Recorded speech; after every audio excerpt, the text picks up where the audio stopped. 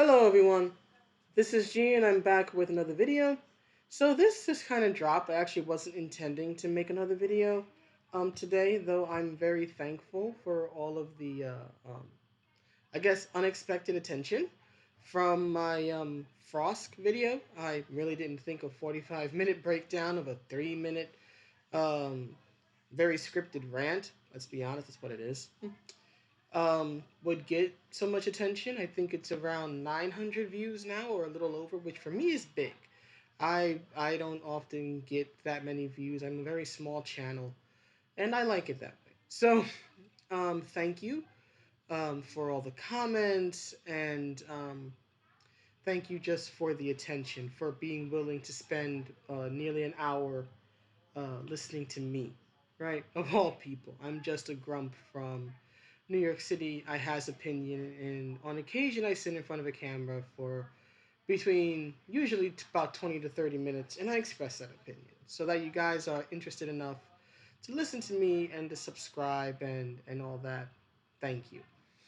Now, here's what's interesting about this, right? So this new image of the Batgirl for the Batgirl TV show, the Batgirl costume dropped, right? And it's been getting some traction online. From the responses I've been seeing, a lot of fans don't seem to like it. I will admit, I personally find it meh, which I don't believe that a superhero costume should be. But I'm going to explain why it's meh.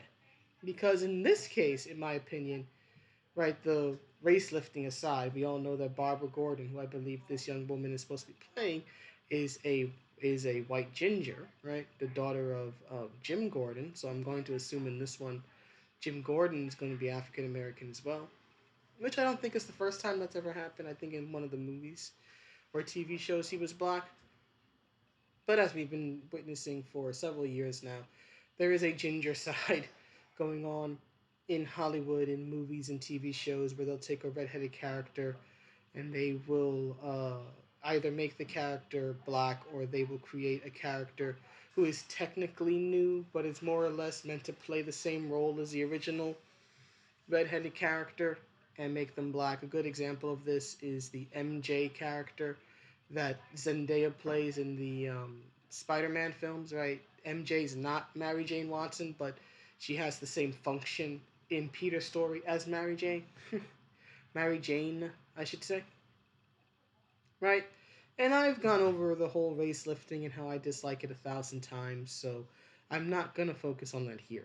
I'm actually gonna focus on the costume because here's the thing: as a would it be a subscriber or follower? I prefer subscriber. I don't like the term follower really. I'm no leader. I'm no leader.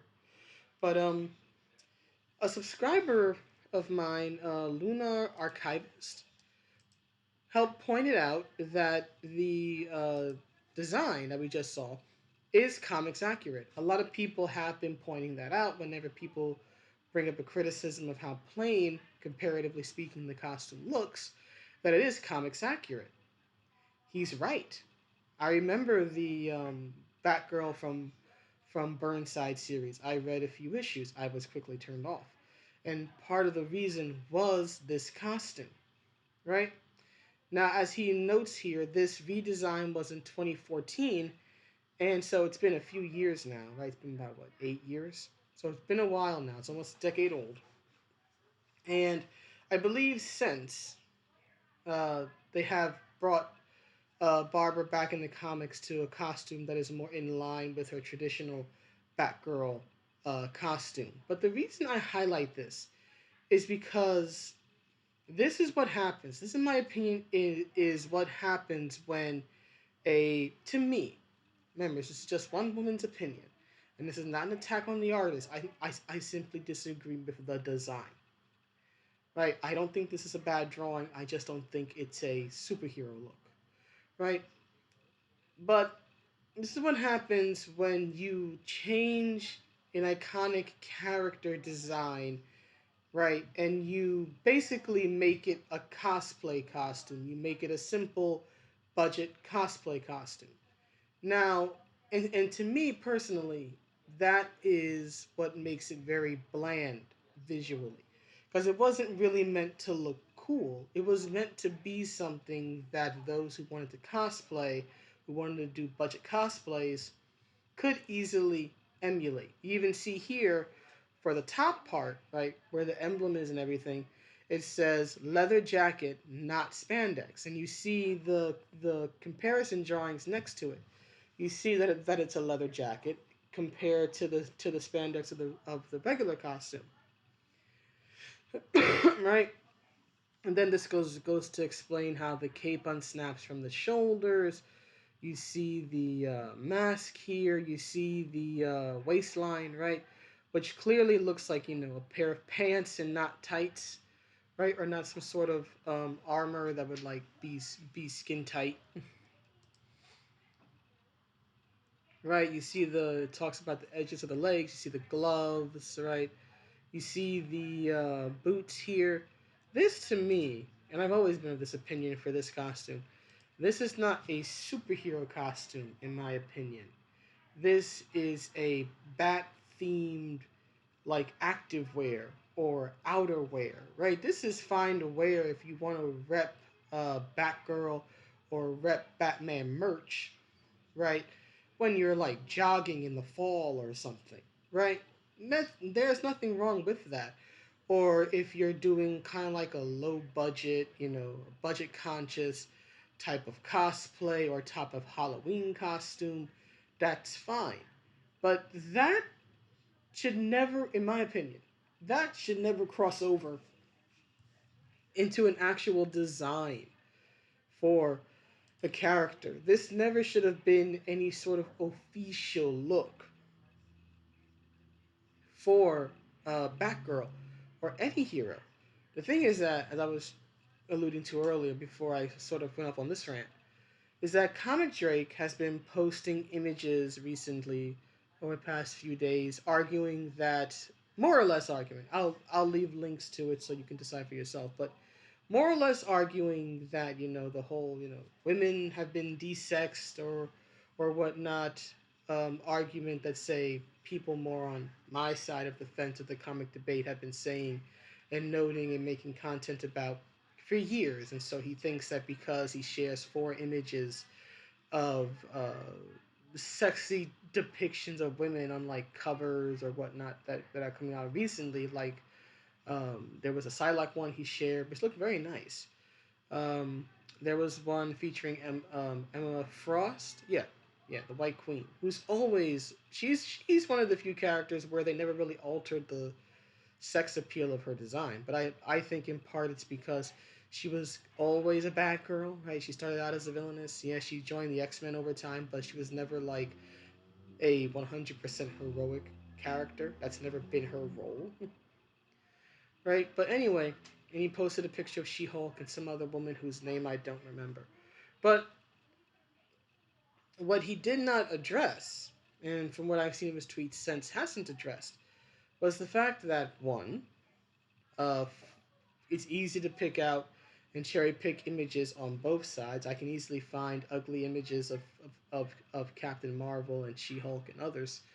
But also, that 4 images cannot speak for the overall trend that was going on for years. And I would say it's still going on generally.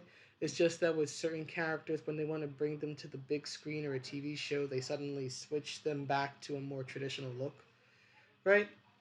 But it doesn't somehow disprove years and years and years of comic art where where female heroes, I should say, a lot of female heroes like She-Hulk or Captain Marvel or others were drawn to be unattractive in appearance and personality.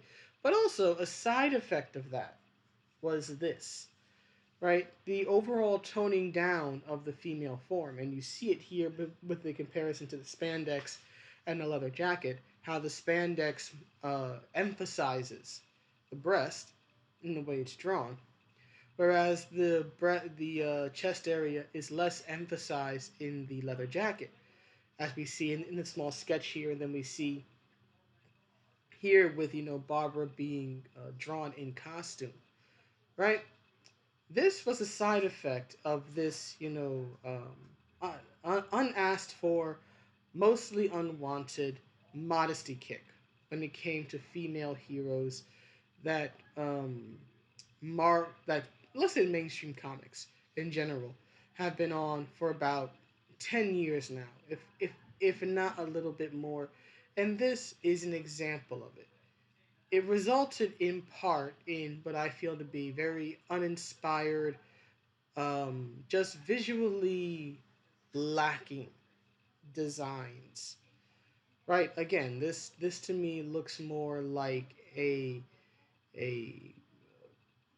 outfit you would wear while you're jogging, as I said before, than an outfit that you expect a person to fight in. Now, many are gonna say, well, Bruce's outfit doesn't make sense either.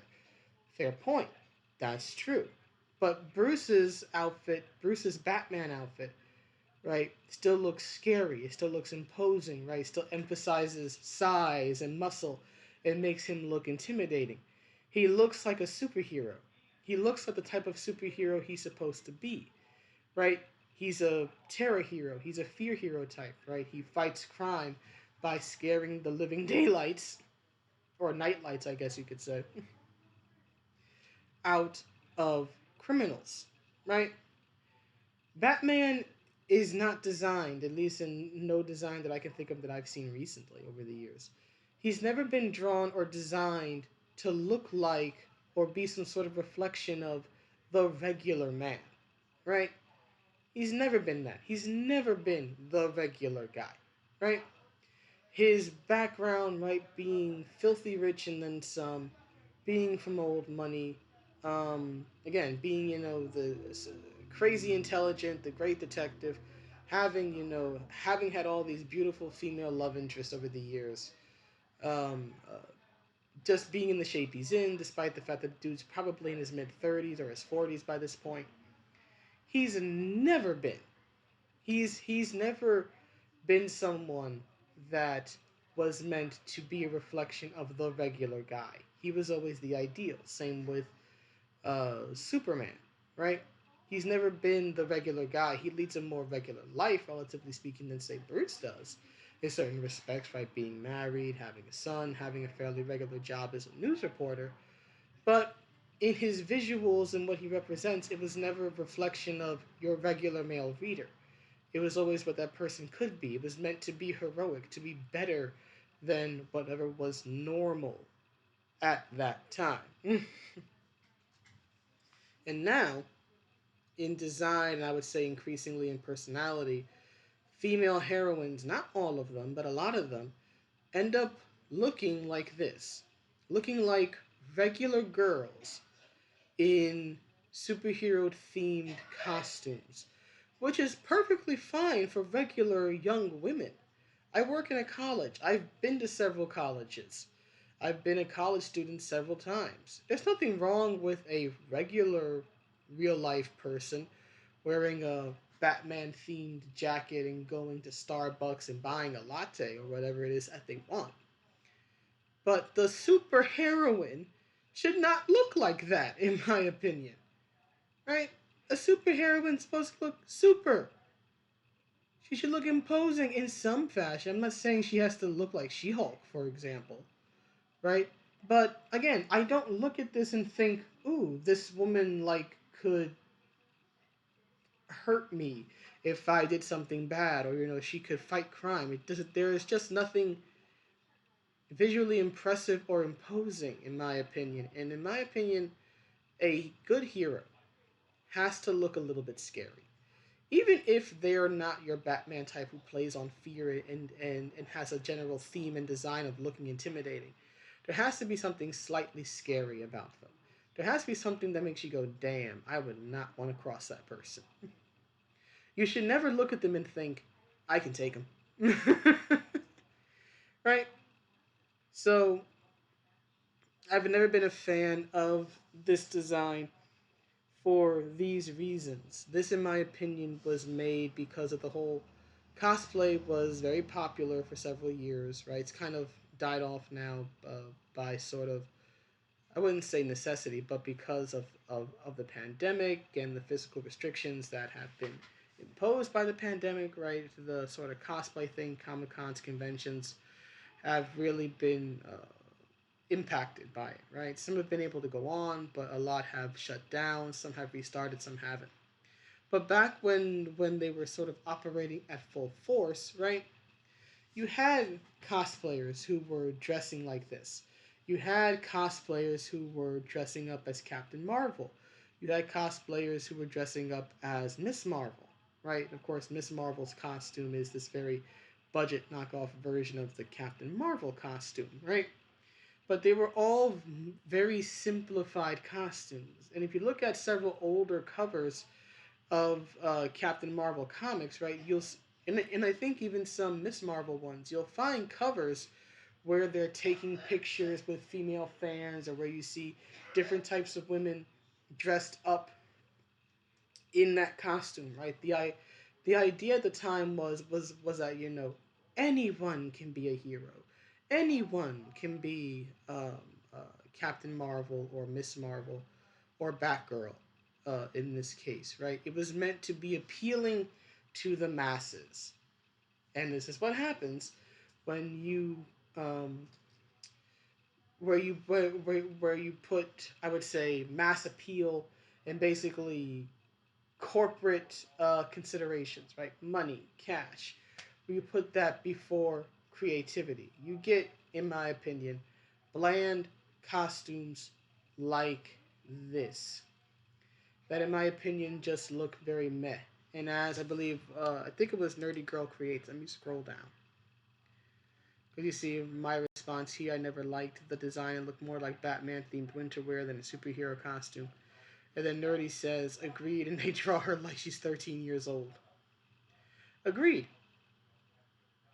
Right, there was also a toning down again of the body type, right? And they did the same thing for Carol Danvers back in 2012 when they had her inherit the Captain Marvel mantle. They gave her an entire redesign, and she went from looking like a muscle babe, which she had for years, to now something actually similar to this, just a bit taller and a bit more muscular, right?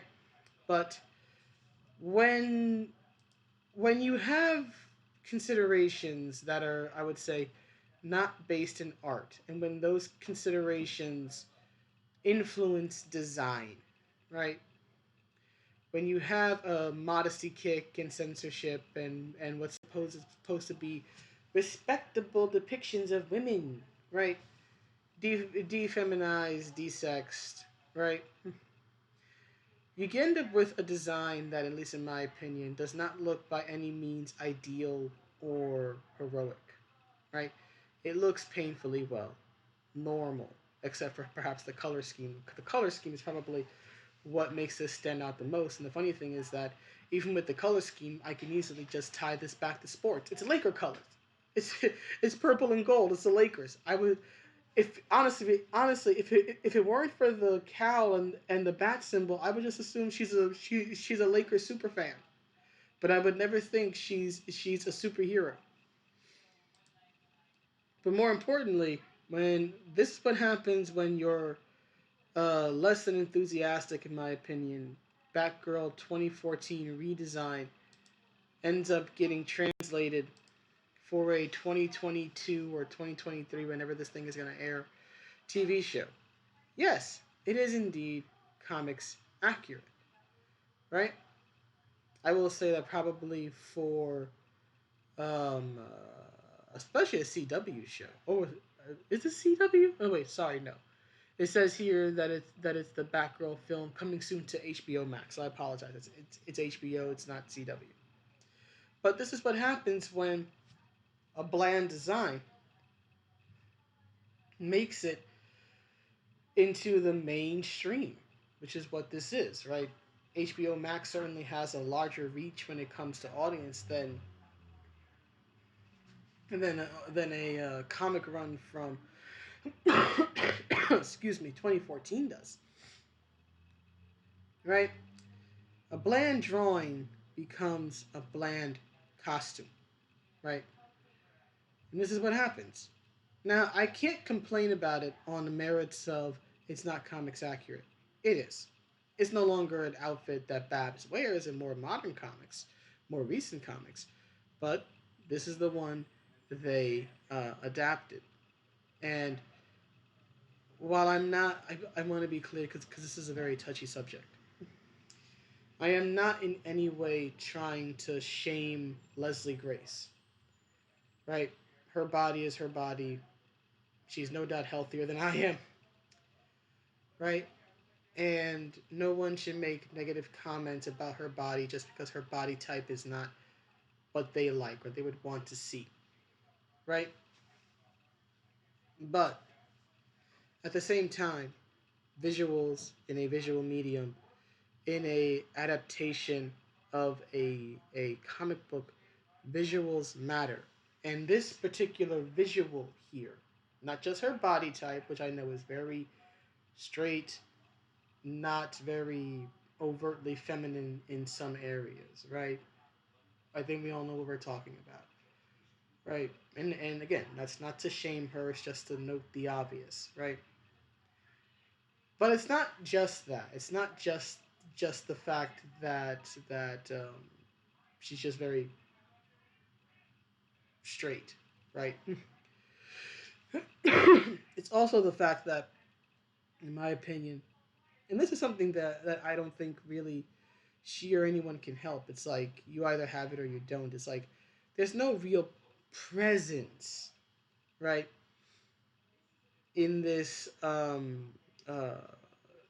image here, right? She's not exuding any sort of power, right? It's a classic superhero pose, right? You stand sideways and your arms are like that and all this stuff. So it's not that it's a bad pose. It's just that there's just no presence here. She just looks like a woman standing and taking a picture instead of a superheroine, right? Going out and striking a heroic pose, right? And there are other women who have, I think, struck a similar pose at times, right? Like I think in maybe this is an unfair comparison, but I think even in what was it, Terminator 2, right? They had Linda Hamilton.